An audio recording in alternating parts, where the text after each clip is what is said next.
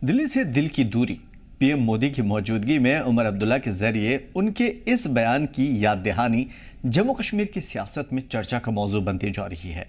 श्रीनगर और जम्मू के साथ साथ इसकी बाज़गश्त अब दिल्ली में भी सुनाई देने लगी है। 13 जनवरी को जेड मोड़ टनल की इफ्तिताही तकरीब के दौरान वज़ीर आला ने मरकजी सरकार और पीएम मोदी की जिस अंदाज में तारीफ की थी उससे हर कोई हैरान है और कई माने भी निकाल रहा है। नेशनल कॉन्फ्रेंस और बीजेपी के नज़दीक ये तारीखी लम्हा है, जैसा कि आपसे भी जानते हैं, लेकिन इस बयान ने नेशनल कॉन्फ्रेंस के इत्तेहादी और मुखालिफिन मुख्तलिफ जमातों के बीच बेचैनी बढ़ा दी है।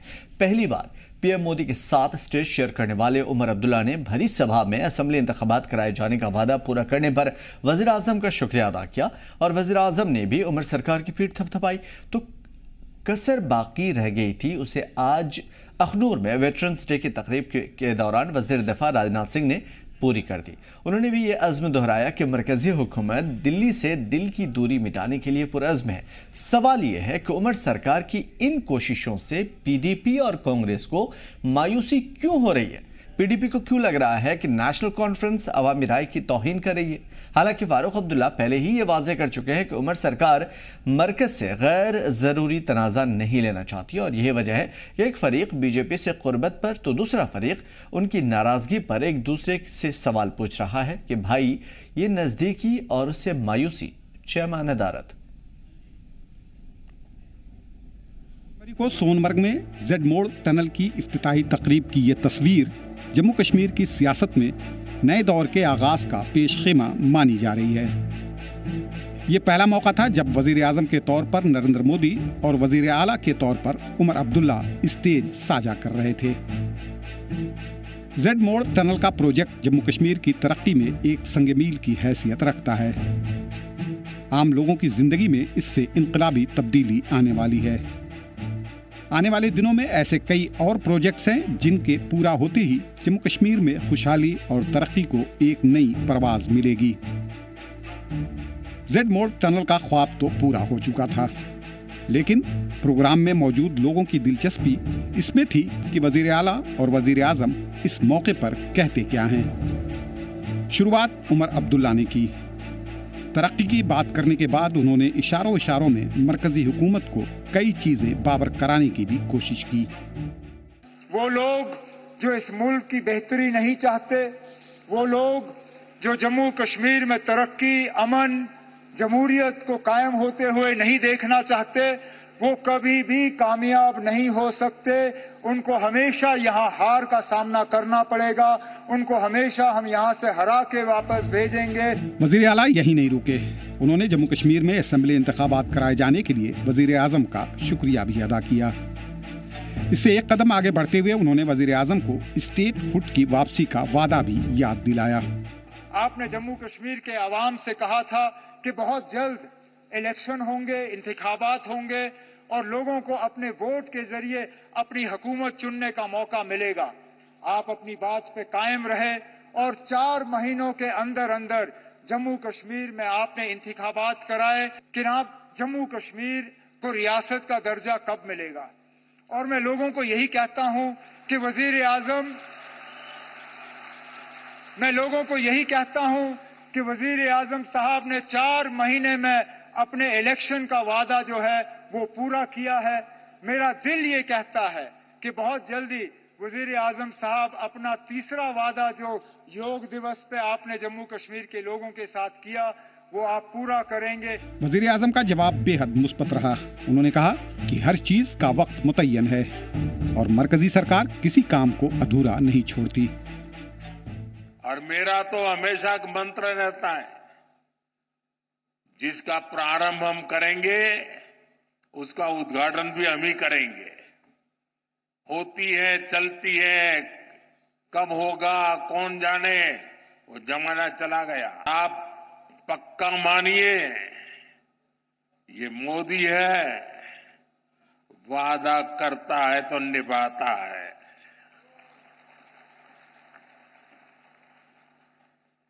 हर काम का एक समय होता है और सही समय पर सही काम भी होने वाले हैं। जो कसर बाकी रह गई थी उसे वेटरन्स डे की तकरीब में आज वजीर दिफा राजनाथ सिंह ने पूरी कर दी। उन्होंने कहा कि उमर सरकार सही सिमत में काम कर रही है और मरकजी सरकार हर ताउन के लिए तैयार है।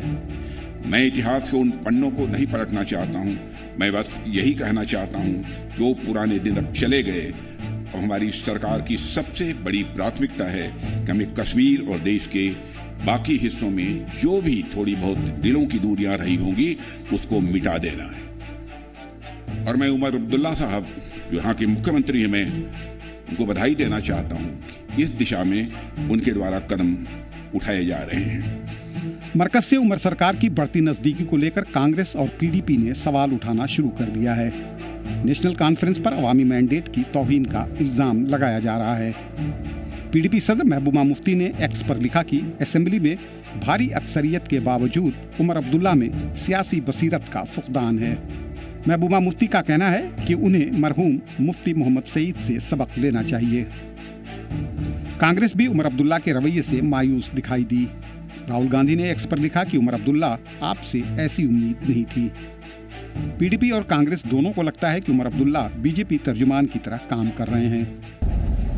देखिए, उमर अब्दुल्ला का जो आज का स्टेटमेंट था वो एक साइकोफेंट की तरह न सिर्फ मोदी जी की तारीफें कर रहे थे स्टेज पे, बल्कि 370 के बारे में उन्होंने बिल्कुल खामोशी की और उसके साथ साथ स्टेटहुड का नैरेटिव चलाया, डेवलपमेंट की बात करने की कोशिश की और पूरा जो बीजेपी का एक नैरेटिव है उसको लेकर आज के प्रोग्राम में हमें लगा कि ये बीजेपी का कोई तर्जुमान बात कर रहा है, कोई प्रचारक बात कर रहा है। देखिए, एक राज्य सरकार और केंद्र सरकार के बीच में एक मर्यादा होती है जो कि उनको भी निभानी चाहिए।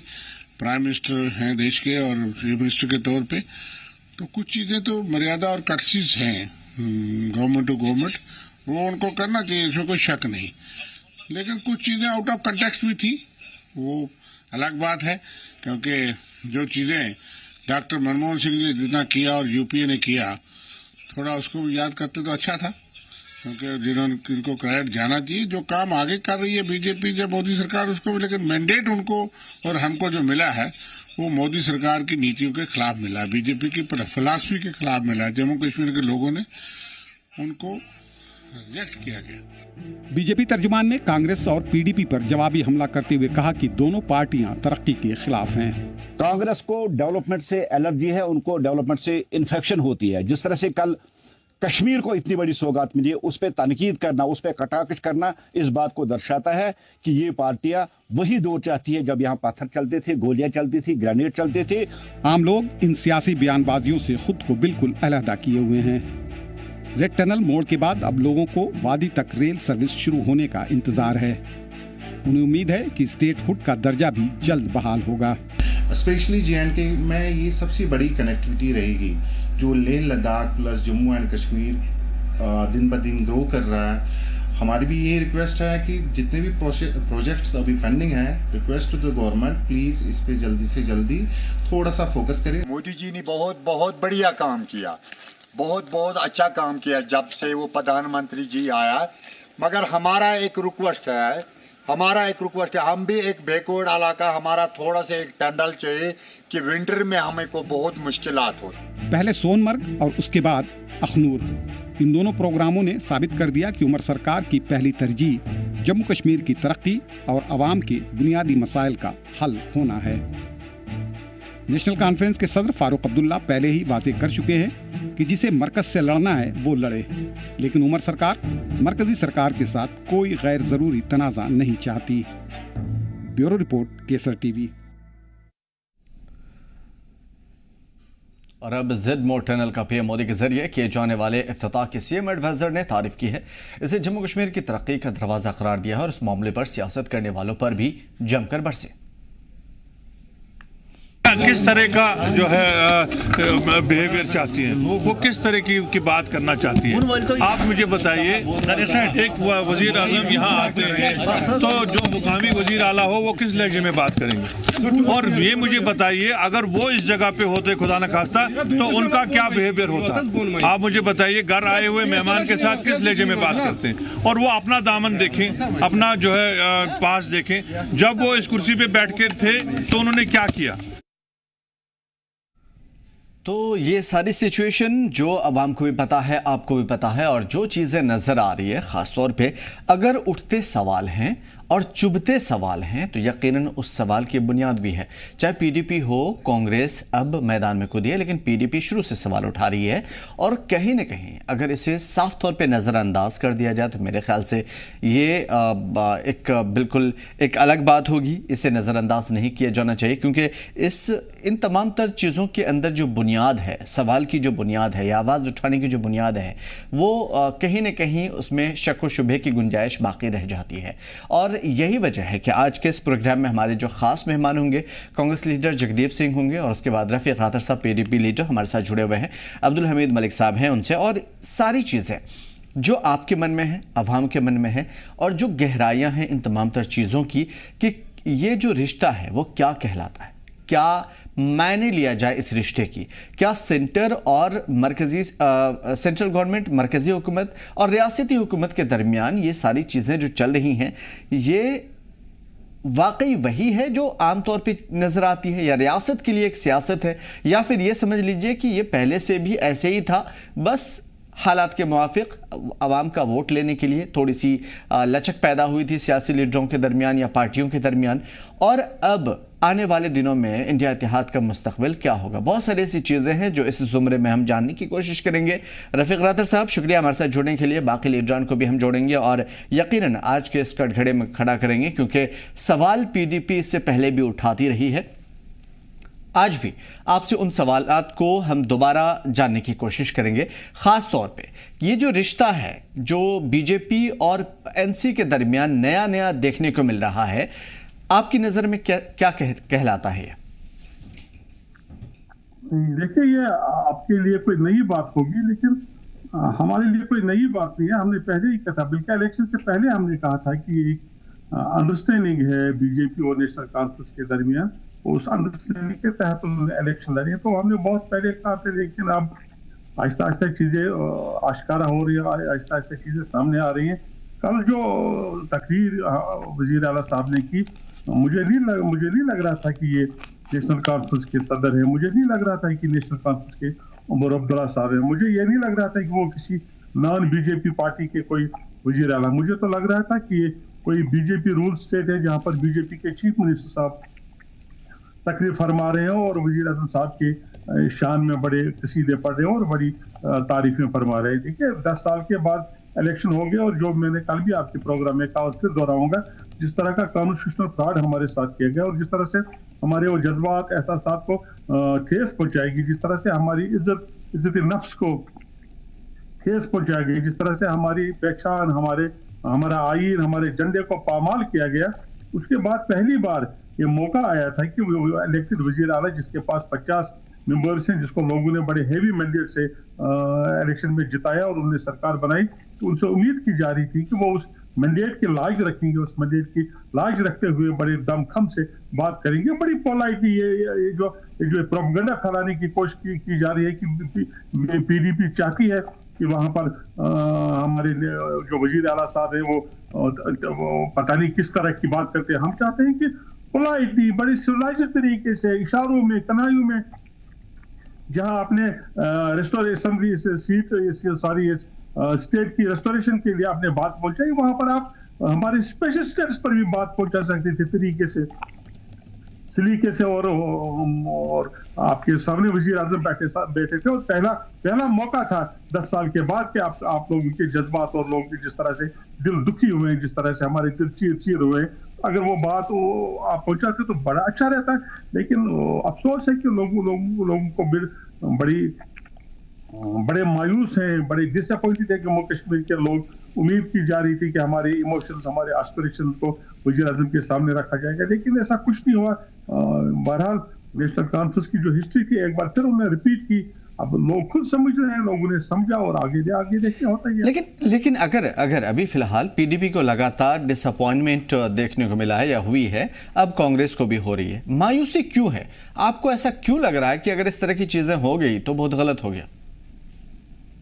देखिए, आपको पहले यह समझना होगा कि नेशनल कॉन्फ्रेंस इख्तियार में कैसे आई। आपको रिसर्च करके देखना होगा। इन्होंने बीजेपी के खिलाफ, बीजेपी के आइडियोलॉजी के खिलाफ कांग्रेस ने और इन्होंने अलायंस करके इलेक्शन लड़ाए और इस मुद्दे पर इलेक्शन लड़ाया। आप उनका मैनिफेस्टो निकालिए। पॉइंट नंबर 1 होगा रेस्टोरेशन ऑफ स्पेशल स्टेटस और 37037035A। अब जब आपको इख्तियार मिला, जब आपको एब्सोल्यूट मेजॉरिटी कश्मीरियों ने दी, ये जानकर कि आप ये वाहिद पार्टी है जो हमारी बात को सामने रखेगी, हमारे जज्बात, हमारे एहसासात, हमारे मामलात और मसाइल इस हमारी स्पेशल पोजीशन के हवाले से सामने रखेगी, तो इसलिए आपको मैंडेट मिला, आपने सरकार बनाई और जब आपको डिलीवर करने का मौका मिला तो अब आप सही करने लगे। अब आप उसका देखिए, सियासत में हाथी के दांत खाने के कोई और होते हैं, दिखाने के कोई और होते हैं, ये आप भी जानते हैं रफीक राथर साहब। ठीक है, ये सारी बातें देखिए, मैनिफेस्टो हो, इख्तियार में कैसे आई, ये सारी चीज़ें सबको मालूम है, आवाम को भी मालूम है। मैं आपसे ये समझूंगा कि देखिए, ये तो हकीकत है, नेचर है सियासत का कि वोट लेने के लिए इस तरह की चीज़ें सभी पार्टियां करती हैं, आप भी करते होंगे, लेकिन इसमें प्रॉब्लम क्या है, मैं ये समझ में नहीं आ रही मुझे। देखिए, या आप मेरे ख्याल में नहीं, मैं इसे क्लियर कर देता हूँ रफीक राथर साहब, माफी के साथ। अच्छा सवाल पूछा आपने, अच्छा सवाल पूछा जी। देखिए, आपको जम्मू कश्मीर के हवाले से समझना चाहिए कि ये इलेक्शन एक्स्ट्रा ऑर्डिनरी सिचुएशन में हुआ। बिल्कुल 2019 में जब स्पेशल स्टेटस एब्रोगेट हुआ, उसके बाद यहाँ पर इलेक्शन नहीं हुआ। जिस तरह का माहौल और जिस तरह के मामला और मसाइल यहाँ पर रहे वो सब दुनिया के सामने है। उसके बाद इलेक्शन हुए और इलेक्शन में आप लोगों ने ये उम्मीद रखी थी कि हम, क्योंकि जब एब्रोगेशन हो गया, आपके पास सरकार भी थी, गवर्नर साहब यहाँ के वजीर आला भी बने थे और गवर्नर भी बने थे। उन्होंने on behalf of the assembly, constituent assembly, हमारी जो legislative assembly, on behalf of that assembly उन्होंने रिकमेंड किया, बगैर लोगों को पूछे, बगैर लोगों के नुमाइंदे तो सही नहीं, किसी को पूछे बगैर उन्होंने रिकमेंड किया जम्मू कश्मीर की ऑन बिहाफ कि हम 370 को एब्रोगेट करने में हमें कोई ये आपत्ति नहीं है। लेकिन जब आप सरकार आई है और इस मुद्दे पर सरकार बनी है कि हम किसी भी सूरत में रेस्टोरेशन इसको अनडू करवाएंगे और हम किसी भी सूरत में इसके साथ कंप्रोमाइज नहीं करेंगे, जो हमारी स्पेशल पोजीशन है और जिस पर इन्होंने एक रेजोल्यूशन भी असेंबली में पास किया, हालांकि न चाहते हुए पास किया। और बिल्कुल मैं मानता हूं वो पीडीपी ने जो रेजोल्यूशन लाया उसको जब प्रेशर बना, पब्लिक प्रेशर बना, नहीं, सवाल देखिए वो हिस्ट्री का हिस्सा है रफीक राथर साहब। मैं आपसे ये समझूंगा कि देखिए, ये तो हकीकत है कि जब तक सेंट्रल गवर्नमेंट के साथ आप मिलकर के आगे नहीं बढ़ेंगे, जम्मू कश्मीर के आवाम की तरक्की कैसे होगी। आप बात करते हैं कि भाई आवाम के लिए कुछ नहीं हो रहा और फिर आप कहते हैं कि सेंट्रल गवर्नमेंट से क्यों टच हुए आप। सवाल मिलने का और न मिलने का नहीं है।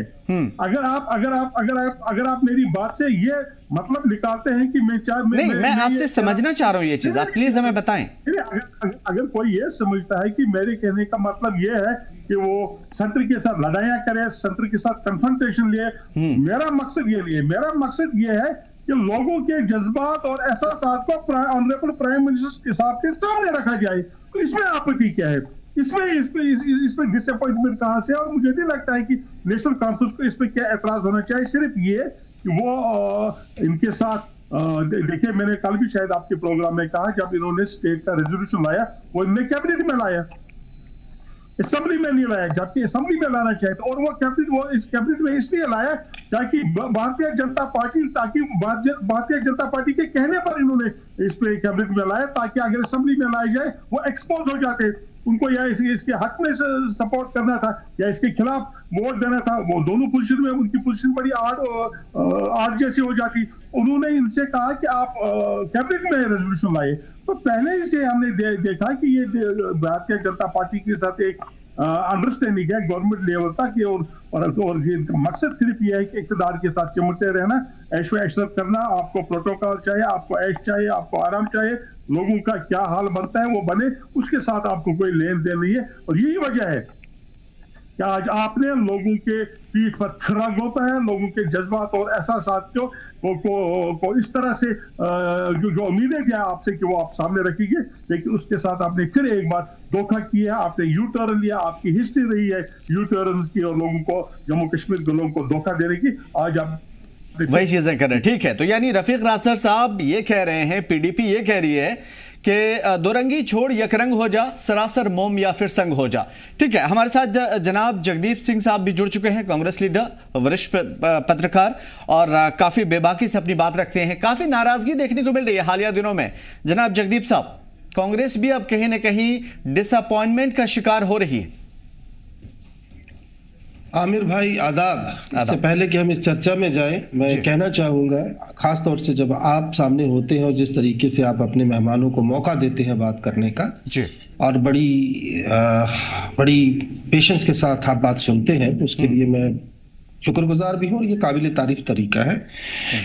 जहां तक सवाल गठबंधन में किसी किस्म की रार का है, या अभी हाल दिए गए मुख्यमंत्री उमर अब्दुल्ला साहब के कुछ एक बयानों पर बार बार उठाए गए सवालों का है, तो मैं ये मानता हूं कि वो एक मजे हुए राजनेता हैं। और ये भी सच है कि जिस तरीके की परिस्थितियां आज इस देश के लोकतांत्रिक ताने बाने में बनी है, थोड़ा सा और मैं इसे डेप्थ में ले जाऊं ताकि मैं बिल्कुल बताएं, आपके दर्शकों तक पहुंच पाऊं। मैं कहना क्या चाहता हूं जी।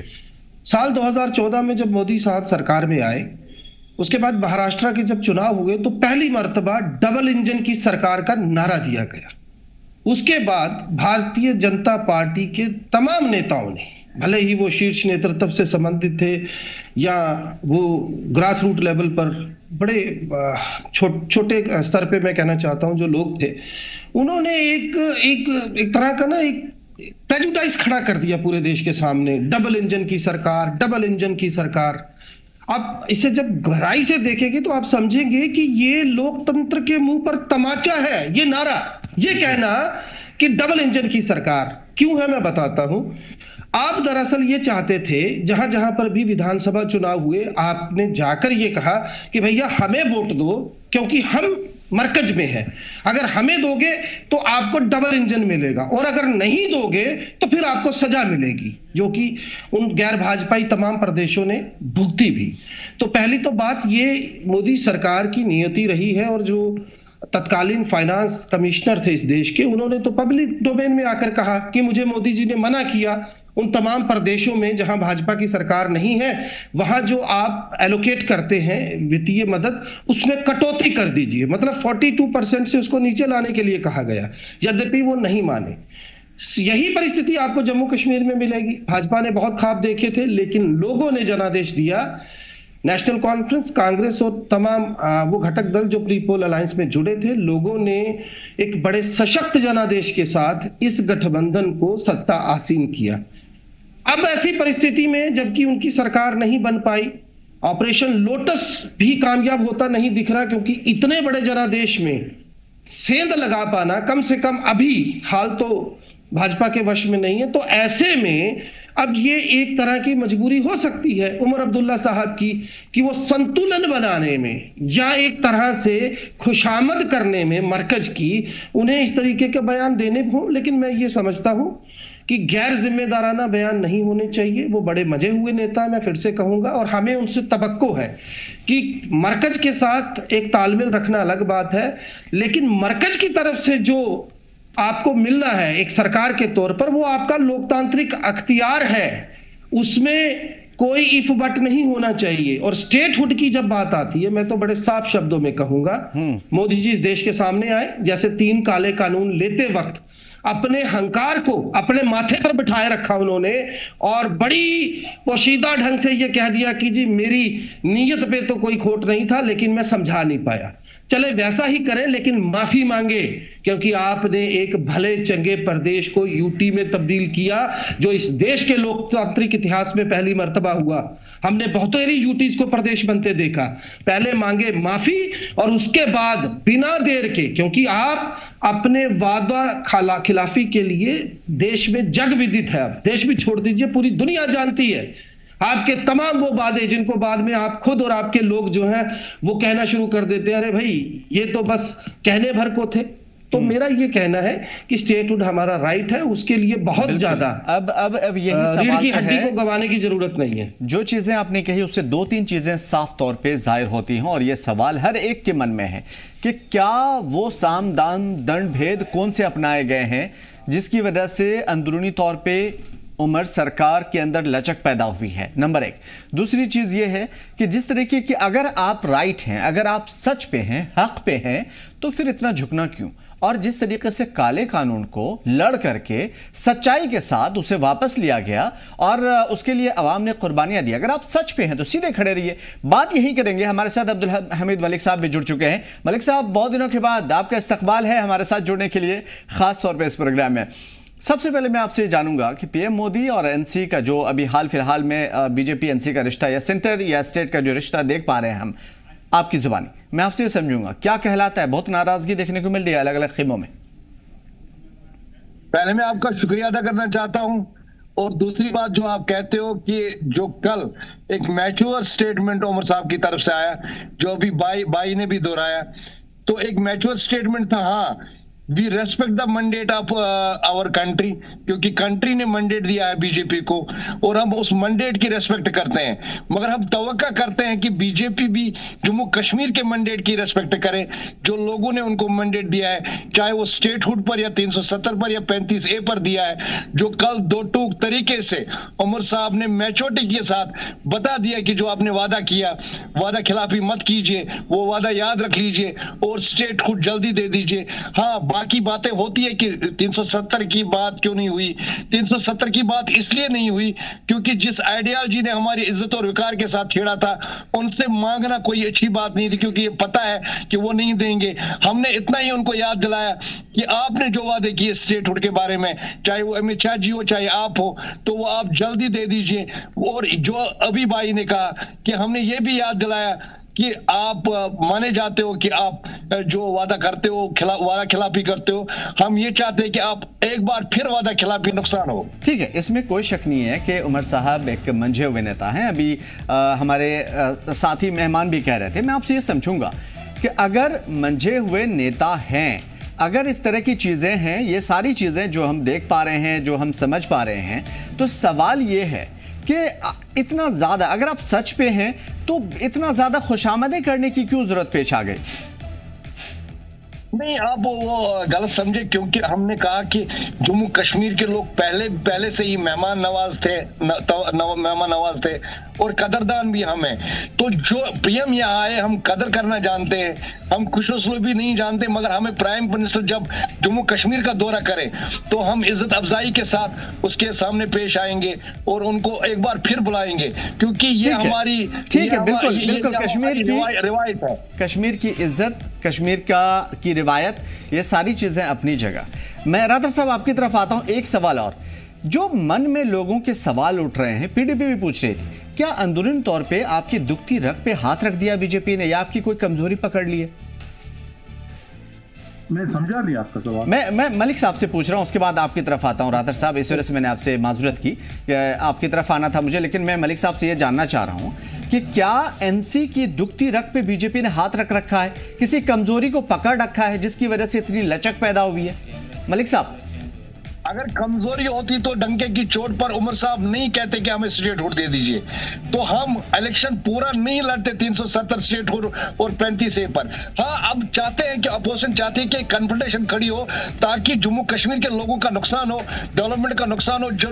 जो आपने खुद देख लिया कि केजरीवाल के साथ इन लोगों ने क्या किया, जहां भी दूसरी पार्टियां, चीफ मिनिस्टर या उनकी पार्टियां हुकूमत में है, तो उनको कैसे तंग किया जाता है। हम नहीं चाहते कि जम्मू कश्मीर के लोगों का नुकसान हो, जम्मू कश्मीर की डेवलपमेंट का नुकसान हो। हम चाहते हैं, क्योंकि हमें पता है कि ये आइडियोलॉजी वो चीजें हमें नहीं देगी जिस आइडियोलॉजी ने हमसे वो चीजें छीनी है।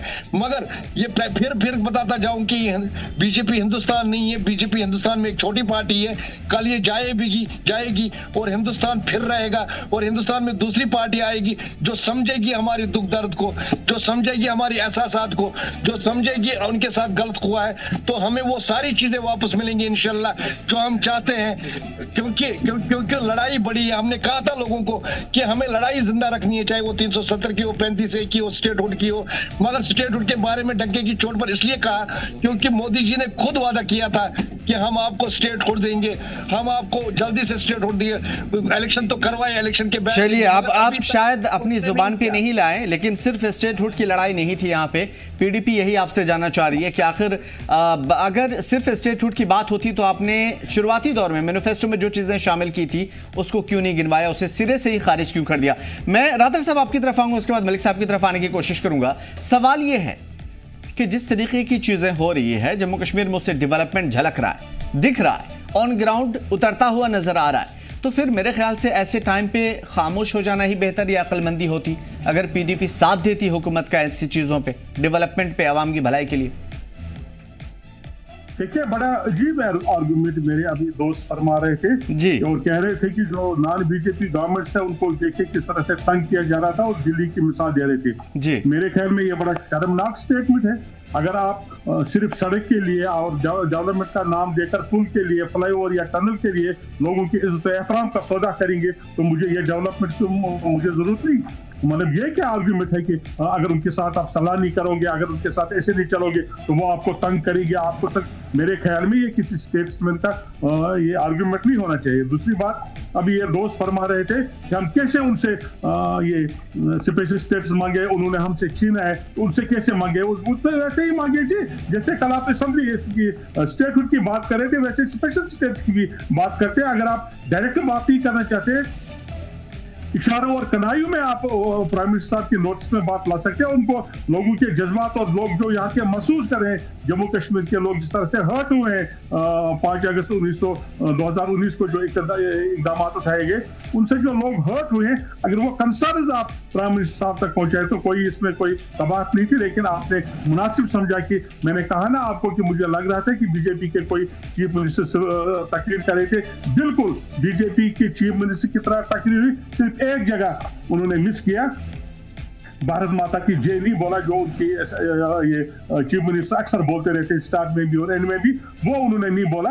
बाकी सब कुछ वो बीजेपी की जबान बोल रहे थे। लेकिन ये सवाल ये भी है एनसी की तरफ से, मेरे ख्याल में जिन लोगों के साथ, खासकर जम्मू कश्मीर के लोगों के साथ जो कुछ 2019 के बाद हुआ, तो हमारे चीफ मिनिस्टर को से इस तरह की उम्मीद नहीं थी कि इस तरह का इनका रवैया होगा, इस तरह वो अपॉलोजेटिक हो गया और इस तरह वो सब कुछ इज्जत एहतराम का मिलियामेट करेंगे जम्मू कश्मीर के लोगों का, उनसे ये उम्मीद नहीं थी। अच्छा, एक बात बताइए, एनसीपी कह रही है कि आप करें तो ठीक, हम करें तो भीख, ये क्या मतलब हुआ?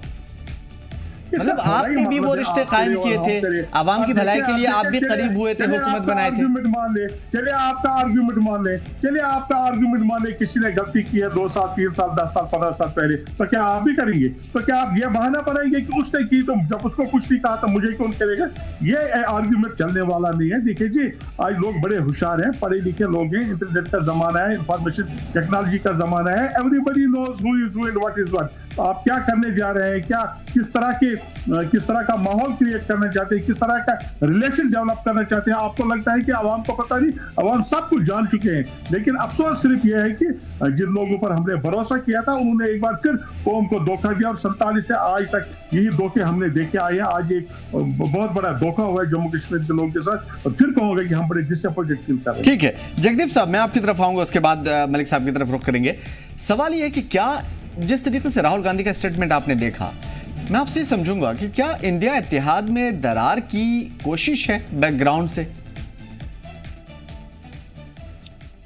आमिर भाई, मैं आपके प्रश्न का उत्तर दूंगा, निश्चित तौर पर दूंगा, लेकिन 2-3 बातें पहले स्पष्ट कर दूं जो अभी तक चर्चा में आई हैं। हाँ। और मुझे लगता है वो बेमानी है। हाँ, पहली तो बात, आर्टिकल 370 पर बराए मेहरबानी अब सभी प्रवक्ता ये समझ लें कि बहुत हो गया। भाजपा का वो एक तरह का, मैं कहूंगा कि मतलब दबंगई से बोला गया झूठ कि जमीन में गाड़ दिया, 370 को ये कर दिया, 370 खत्म कर दिया। It still exist in the constitution of the country. जी, पहली तो यहां बात खत्म हो जानी चाहिए। इस ब्रह्मांड का सबसे बड़ा झूठ है। दूसरी बात, किसी भी मंदिर, मस्जिद या गिरजाघर के जो कलश होते हैं, जो उनके टॉप पे आप चमकते हुए भव्य वो कलश देखते हैं, वो इसीलिए खड़े रहते हैं क्योंकि बुनियाद में कहीं गहरे अंधेरे में वो पत्थर कभी लगे थे जिनकी बुनियाद पर वो इमारत खड़ी होती है।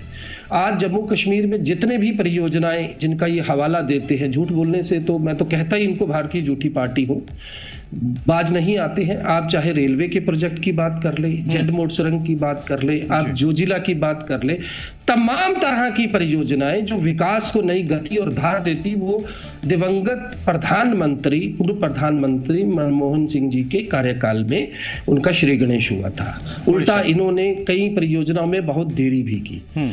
अब जो तीसरी बात है जिसे मैं समझता हूं कि हमें समझना पड़ेगा, जो आपने सवाल उठाया, मैं इसका सीधा जवाब आपको देता हूं।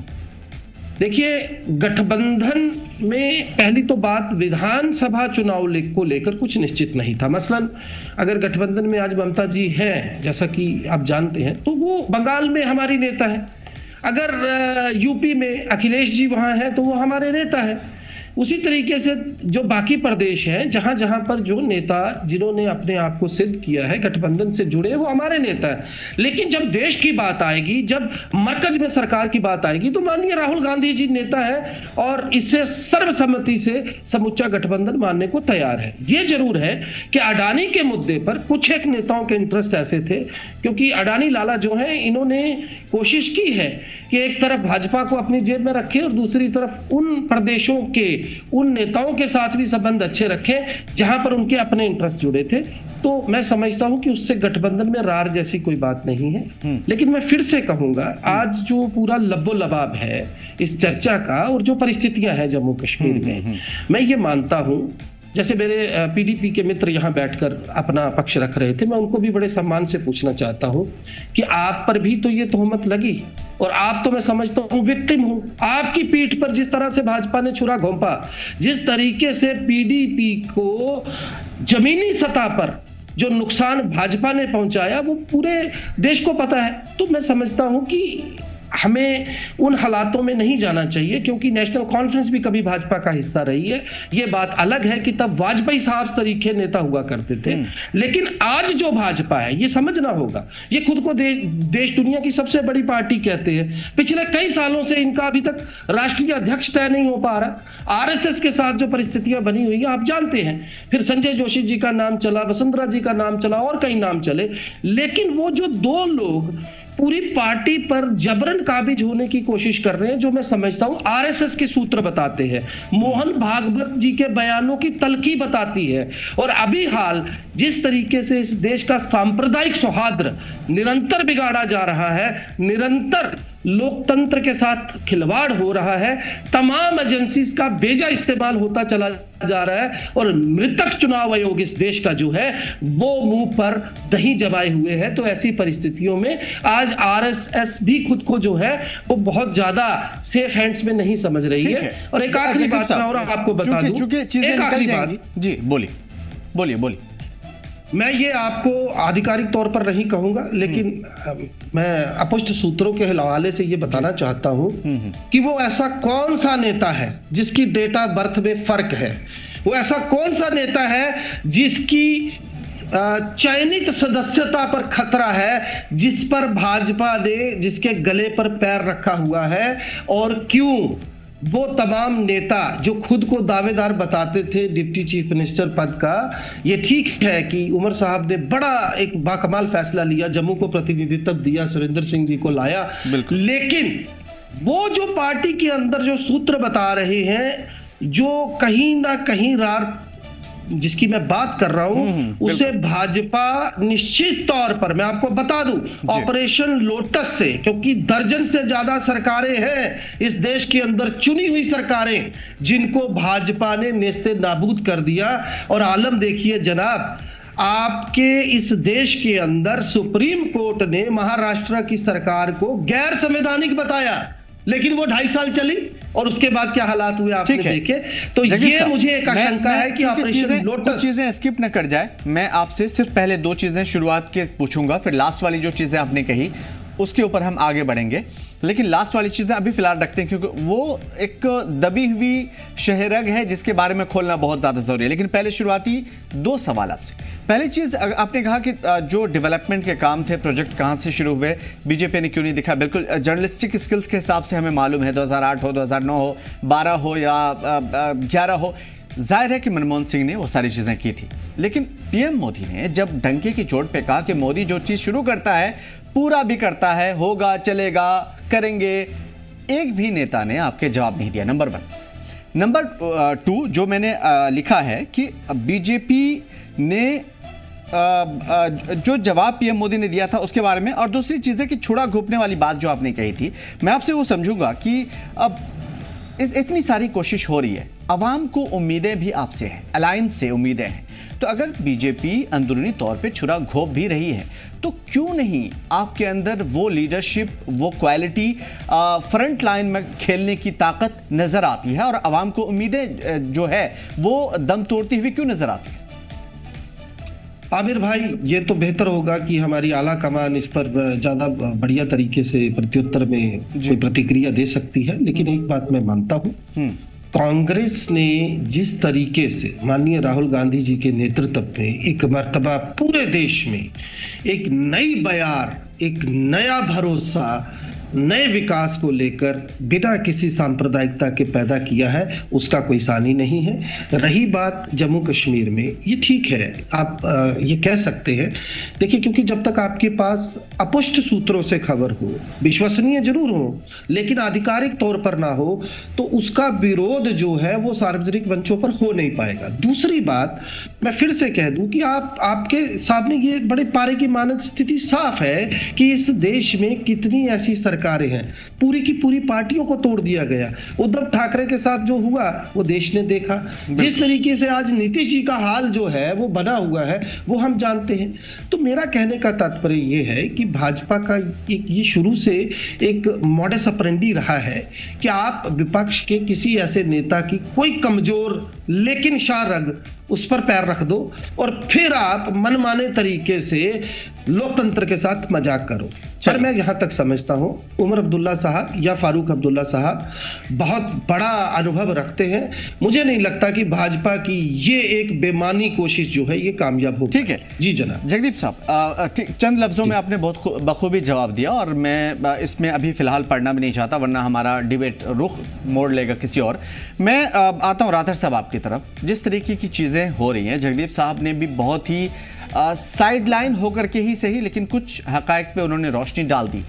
क्या आपको लगता है कि किसी तरह की कोई मजबूरी है एनसी की जिसकी वजह से इस तरह की चीज़ें हो रही है? और अगर हो रही है तो इसे फिलहाल के लिए वहाँ की लीडरशिप यानी जम्मू कश्मीर की लीडरशिप, चाहे वो पीडीपी हो, दूसरी पार्टियाँ हों, उनको खामोशी से जम्मू कश्मीर के आवाम के लिए, भलाई के लिए, एनसी की भलाई के लिए आगे होने देना चाहिए? मैं सोच रहा था कि जो हमारे कांग्रेस के जो दोस्त आपने यहाँ पर डिबेट में है, मैं सोच रहा था कि शायद वो आपके सवाल का डायरेक्ट जवाब दे देंगे जब उनसे आप पूछ रहे थे कि कांग्रेस के क्या सोच रही है जो कुछ कल उन्होंने कहा। उन्होंने अवॉइड किया उस बयान को, लेकिन एक सवाल आपको पूछना चाहिए था कि जिस तरह से राहुल जी ने ट्वीट करके ये कहा कि उमर अब्दुल्ला से ये उम्मीद दी थी, तो मेरे ख्याल में कांग्रेस के मेरे दोस्त को उस पर भी बात करनी चाहिए थी। ये एक बात। दूसरी बात ये कि आप बार बार जब डेवलपमेंट का जब इशू आप रेज करते हैं, तो मैं ये आपको याद दिलाऊं कि जितने भी प्रोजेक्ट्स कल जो इनाग्रेट हुए या इससे पहले भी कुछ प्रोजेक्ट्स, उनकी दागवेर तो मनमोहन जी ने डाली थी, बल्कि उनके दौर में डीपीआर भी बने थे और सैंक्शन भी हुई थी। अगर उमर साहब कांग्रेस का हिस्सा है, उनके साथ इत्तेहाद है और इत्तेहाद में उन्होंने इलेक्शन लड़ा, अलायंस में उन्होंने इलेक्शन लड़ा, तो इसमें क्या कबात कि अगर उसको भी रेफर करते, ये जो लेट हमारे मनमोहन जी हैं जिनको हाल ही में जिनकी डेथ होगी उनकी श्रद्धांजलि भी अदा करते और ये कहते कि उनका ये तो पता, लेकिन ऐसा भी उन्होंने नहीं कहा। तो कुल मिलाकर जो मैं बार बार आपको समझाने की कोशिश कर रहा हूँ कि वो बिल्कुल बेसिकली स्पोक्स पर्सन बीजेपी की बात कर रहे थे और बिल्कुल नहीं लग रहा था कि वो आज़ाद रियासत के और एक आज़ाद माहौल में और एक आज़ाद पार्टी के एक नेता हैं जो बात कर रहे थे। जहाँ तक डेवलपमेंट का इशू है, मैं आपको बार बार समझाने की कोशिश कर रहा हूँ कि जम्मू कश्मीर के को आप एक हिस्टोरिकल पर्सपेक्टिव में देखने की जरूरत है। और फिर से मैं ये कहूँगा कि 2019 के बाद जिस तरह के हालात और जिस तरह के मामला यहाँ पर दरपेश रहे, उसको सामने रखते हुए अगर आप यहाँ की सड़कों पर सोना बिछाएंगे यहाँ के गली कोचों में सोना, शहद और दूध की नदियां भी बहेंगे, लेकिन लोगों के जो दिलों को जो ठेस लगी है उसके मुताबिक आप बात क्यों नहीं करते? जो हमारे रोजगार इस वक्त दाव पर लगे हैं, जो रोजगार सेल पर लगे, आप देखिए हमारे 33% यहाँ पर अनएम्प्लॉयमेंट रेट है। आप मुझे बताएं, हमारे बच्चों के पास नौकरियां नहीं है और आप उनको डेवलपमेंट के ख्वाब दिखा रहे हैं। आप मुझे देखिए, यहाँ के मिनरल सेल पर है, यहाँ के फॉरेस्ट सेल पर है, यहाँ का पानी सेल पर है। आपके पास है क्या? बड़े बड़े जितने भी ठेके हैं आप देखिए वो किन लोगों के पास है, गुजरात से, राजस्थान से, यूपी से, दिल्ली से और जम्मू कश्मीर के लोगों को मिल क्या रहा है। और फिर अगर जो चीजें आपने कही 100% दुरुस्त है, डेवलपमेंट का ढिंढोरा आप पीटोगे और लेकिन यहाँ के अवाम सफर कर रही है, बिजली के लिए तरस रही है माइनस के टेम्परेचर में, इस पर आप बात नहीं करते तो क्या डेवलपमेंट मुझे समझ नहीं आ रहा है। 2-4 पुल क्या बनाए, 1-2 टनल्स क्या बनाए और आसमान सर पर उठाए, इससे पहले क्या इसमें कोई शक नहीं जो आपने कहा काम कहीं ज्यादा, लेकिन चलता रहता है। लेकिन हमें क्रेडिट सब लोगों को देना चाहिए जिन्होंने छोड़ दीजिए क्रेडिट बहुत सारी पार्टियां लेना भी नहीं चाहती, अवाम उस चीज का फैसला कर लेंगे। रही बात राहुल गांधी ने क्या कहा है, वो चूंकि एक ऐसी बेसिक चीज है जो सभी को पता होता है, इस वजह से मैं ऊपर की चीजें नहीं पूछना चाहता हूं कि उसकी इन डेप्थ से वो सारी चीजें निकालूं। राठौर साहब, एक सवाल है आपसे, जो चीजें आपने कही मैं एग्री करता हूं, हर कोई एग्री करेगा। सवाल ये है कि ये सारी चीजें अगर अवाम के साथ हो रही है तो आज तक पीडीपी ने इस बात का क्यों नहीं जवाब दिया कि इसकी वजह कौन है, इस फसाद को पैदा करने के पीछे कौन है, जिसने बीजेपी को वहां एंट्री दिलाई, एडमिनिस्ट्रेशन का इतना ज्यादा स्ट्रांग होल्ड हुआ और उसके बाद यहां तक नौबत आई कि स्टेटहुड छीन लिया गया, 370 खत्म कर दिया गया, कम से कम जम्मू कश्मीर से 35 से हटा दिया गया। तो आपके ऊपर एक बड़ा इल्जाम है एनसी की तरफ से, दूसरी जमातों की तरफ से कि अगर पीडीपी नहीं होती तो इस तरह की सिचुएशन भी पैदा नहीं होती। नहीं देखिए, ये तो एक आर्ग्यूमेंट है, लेकिन एक मेरे जो दोस्त अभी फरमा रहे थे कि हमने सफर किया और दूसरी पार्टियां बाकी स्टेटों में सफर करते हैं। देखिए, आप कह रहे हैं कि पीडीपी ने आज तक बात क्यों नहीं की। पीडीपी तो इसीलिए सफर कर रही है, हम तो सफरर्स हैं, हम तो ऑपरेशन, हम तो सफरसिड है। जिस तरह पीपल्स डेमोक्रेटिक पार्टी के हमारी पार्टी को तोड़ा गया, जिस तरह से हमारे 43 जो बड़े टॉप लीडर्स थे उनको हमारी पार्टी से निकाला और पार्टी साफ कर दी गई। उसमें पार्लियामेंटेरियंस भी थे, राज्यसभा मेंबर्स भी थे, एक्स मिनिस्टर्स भी, एमएलए भी, 43 लोगों को जो फ्रंट लाइन लीडर्स थे उनको पार्टी से निकाला और पार्टी को तोड़ने की हर मुमकिन कोशिश की। वजह क्या थी? वजह यह थी कि हमने बीजेपी के सामने सरेंडर नहीं किया। हमने बीजेपी से कैटेगरी कहा कि आप यहाँ की लोगों के जज्बात और एहसास का खिलवाड़ नहीं कर सकते। यही हमारे साथ और क्या मामला है बीजेपी का? हमने कौन सा उनके साथ कोई राठौर साहब, ये हकीकत है कि आपके यहाँ जो लीडरशिप है वो बहुत स्ट्रांग रही है। राठौर साहब, कोई शक नहीं है इसमें कि आपके लीडर बहुत स्ट्रांग रहे हैं और आज भी हैं, पढ़े लिखे लोग हैं आपके साथ। मैं आपसे ये समझूंगा कि सिर्फ लीडरशिप को छीन लेना, दूसरी पार्टियों में ज्वाइन कर लेना, क्या यही वजह है? क्या अवाम का मैंडेट होना, अवाम का साथ होना? अगर अवाम आपके साथ होती तो जाहिर सी बात आप किसी भी गली से किसी को खड़े कर देते और आप कामयाब हो जाते। मैंने आपसे कहा कि लोगों ने हमें सजा दी, मैंने पहले भी आपसे प्रोग्राम में कहा जी, बीजेपी के साथ अलायंस करने की लोगों ने हमको सजा दी। हाँ, ये बात मैं आपके प्रोग्राम में मैं तस्लीम करता हूँ कि जो हमें जब मुफ्ती साहब ने जब अलायंस किया तो हमें वाजपेयी जी का ये प्राइम मिनिस्टरशिप सामने थी, उनकी स्टेट्समैनशिप सामने थी। लेकिन दूसरा अलायंस जब हुआ तो बेशक पीपल्स डेमोक्रेटिक पार्टी पर भारी पड़ा और लोगों ने उस इतिहास को पसंद नहीं किया जिसकी सजा हमें मिली। लेकिन ये कहना कि लोगों ने आपको रिजेक्ट किया और आपको बात करने का हक नहीं है, ये भी जायज नहीं है। नहीं, ये कोई नहीं कह सकता। देखिए, ये कोई नहीं कह सकता। राठौर साहब, माफी चाहता हूँ, ये मत समझिए आप। नहीं, ये राठौर साहब कोई नहीं कह सकता। आप बहुत सीनियर लीडर हैं, आप शायद अगर ऐसा सुन लिया है तो मैं माफी चाहता हूँ, लेकिन ऐसा कोई नहीं कह सकता। आप पिछली मर्तबा सबसे ज्यादा सीट हासिल करने वाली पार्टी है, सबसे ज्यादा वोट लेने वाली पार्टी है, कोई नहीं कह सकता आपकी तरफ से मैं बहुत लड़ा हूं। खैर, जगदीप साहब, मैं आपकी तरफ आता हूं। सवाल यह है कि अगर वो चीजें हों, साजिशें हों, बैकग्राउंड में वो डेट ऑफ बर्थ वाला मसला हो या कुछ भी दुखती रख पे बीजेपी ने हाथ रखा हो, गर्दन दबोच रखा हो, बहुत सारी चीजें, कुछ भी हो सकता है, या फिर पार्टी खुद ये चाहती हो कि उसकी बका, उसको फ्यूचरिस्टिक्स अगर उसको आगे बढ़ना है तो उसे एक मजबूत हाथी का दुम पकड़ के आगे बढ़ना पड़ेगा। जो भी वजूहात, मैं इसमें नहीं पढ़ूंगा। मैं फिलहाल ये जानना चाहता हूं आपसे कि कांग्रेस का अगला स्टेप क्या होगा? क्योंकि देखिए ये सारी चीज़ें रादर साहब भी कह रहे थे, जो राहुल जी ने कहा है, उसके अलावा बहुत सारे लोगों के बयान आता हैं। अगला कदम क्या होगा? हालात अगर बदले दोनों तरफ, इधर उधर कोई भी वजह हुई, तो कांग्रेस का अगला स्टेप क्या होगा और आवाम की भलाई के लिए कांग्रेस क्या करेगी? आमिर भाई, थोड़ा सा पीछे चले। जब विधानसभा चुनाव घोषित हुए उसके बाद आप देखिए, ये माननीय राहुल गांधी जी थे, जो खुद चलकर अब्दुल्ला फैमिलीज के घर गए, गुपकार रोड पर, उनसे जाकर मिले और हमने बहुत जगह पर कंप्रोमाइज किया। उसके पीछे का कारण बड़ा साफ था, क्योंकि हमारा मकसद बड़ा था। हम चाहते थे कि किसी भी तरह से भाजपा की इस तानाशाही और तुगलकी शासनकाल को खत्म किया जाए, और उसमें कांग्रेस ने कहीं पर किसी तरीके के कोई सियासी मफाद को तरजीह नहीं दी। अब जो परिस्थितियां, पहले तो मुझे लगता नहीं कि कोई बहुत बड़ा मसला ऐसा है जहां पर कोई दिक्कत होगी। उमर अब्दुल्ला साहब भी जानते हैं कि आज भाजपा का किरदार जो है इस देश में वो क्या बन चुका है। मैंने कहा ना, वाजपेयी साहब का दौर कुछ और दौर था, लेकिन आज परिस्थितियां क्या है, किन लोगों के हाथ में तमाम फैसले और कैसे वो किसी भी हद तक जाकर अपने स्वार्थ की परिपूर्ति के लिए किसी का भी गला रेत सकते हैं इस सियासी जमीन पर। मुद्दा ये है कि कांग्रेस ने अपनी हार को तस्लीम किया पूरी ईमानदारी के साथ। बाकायदा एक जांच कमेटी बैठी, हमारे रविंद्र शर्मा जी वरिष्ठ उपाध्यक्ष हैं, उनकी अगुवाई में एक बड़ी कंप्रिहेंसिव रिपोर्ट बनाकर आला कमान को सौंप दी गई है।